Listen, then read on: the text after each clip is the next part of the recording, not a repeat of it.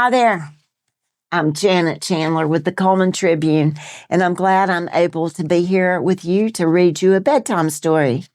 Tonight, I'm going to be reading from Thomas the Train, Thomas and Friends, The Monster Under the Shed.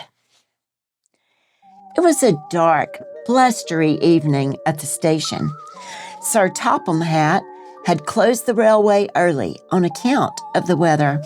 The engines were waiting for the signal to return to their sheds. Maybe one of us should tell a story to pass the time, Thomas suggested. The other engines looked pleased with Thomas's idea. I have the perfect story for tonight, James volunteered with a sly grin. A long time ago, James began, there was a brave blue engine who was always eager to help. Blue engine, the station master asked one night, would you go to the end of the tracks to pick up a coach that was left behind? Of course, the brave, eager engine replied, and he set out into the dark, foggy night. But by the time the little blue engine reached the end of the tracks, the fog was so thick that he could hardly see anything. I'll just have to wait until morning, said the engine to himself, and he settled into an old shed for the night. Late that night, the little blue engine awoke to a noise coming from below the shed. Creak! He opened his eyes and saw long fingers reaching for him through the floorboards. There was a monster under the shed. Terrified, the little blue engine raced out of the shed with a horrible engine-eating monster chasing him through the fog. Then what happened? Percy asked timidly. That's where the story ends, said James. No one ever heard from that little blue engine again. What about the monster? Percy whispered. Oh, don't be silly, Percy, Gordon said with a chuckle. It's just a story.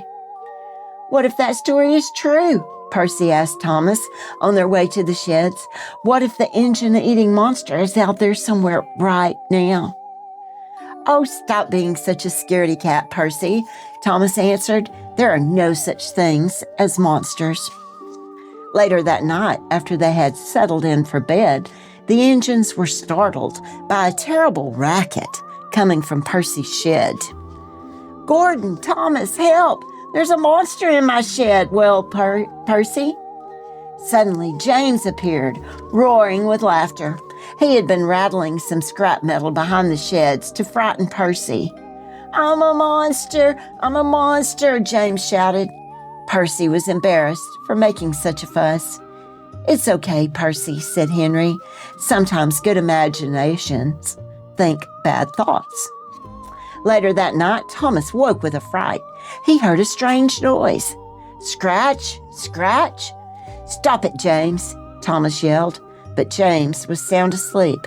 Scratch, scratch. If it's not James, then maybe I really do have a monster under my shed, thought Thomas, and he stayed awake all night just to be safe.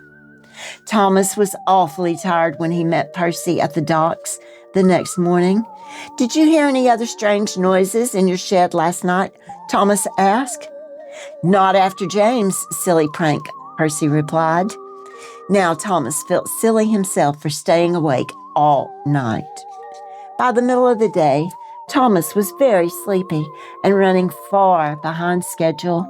Henry pulled up beside him. You look as if you could use some special coal, said Henry.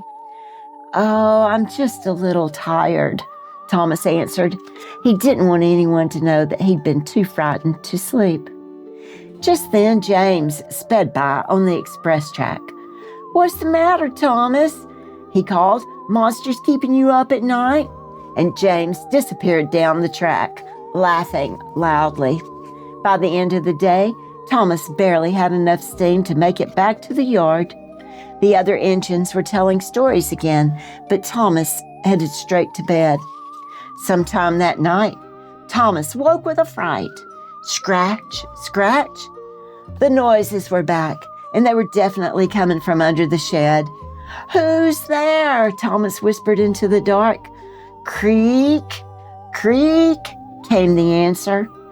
Go away, monster. Get out, Thomas ordered as he closed his eyes tight. Thump, thump, thump, thump. The noise was getting louder and closer. That will surely wake the other engines, Thomas said to himself. That'll save me from the monster. But the other engines didn't stir. Thump, thump. It's just outside the door, Thomas yelped. There's its head. Help, Gordon, Thomas whispered, but only the monster heard him. Thump, thump, thump, thump. Then the doors of Thomas' shed began to rattle on their hinges. Bang, bang, bang, bang. It's trying to get in, thought Thomas. Then suddenly, the banging stopped. Thomas was too frightened to move.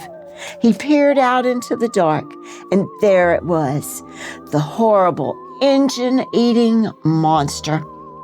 Thomas could see its eyes glowing in the night. Thomas clamped his own eyes shut and screamed, Gordon, Henry, Percy, James, he cried, save me from the monster. Thomas, Gordon said, laughing, open your eyes. What are you laughing at, Gordon? Snapped Thomas. There's a monster right outside my shed. Not anymore, Gordon replied. Now the monster is inside your shed. Thomas opened one eye very slowly. A hedgehog? Thomas yelled in surprise. I was afraid of a tiny little hedgehog. Now the engines all laughed, and Thomas laughed with them. Percy has a good imagination, Thomas, but I think yours is even better, said Gordon with a little chuckle. I think you're right, agreed Thomas. It's the only thing in the world that could turn a tiny hedgehog into a big, scary monster. The end. And let's remember not to let things scare us so much that we turn them into monsters. I hope you have a good evening and sweet dreams. Good night.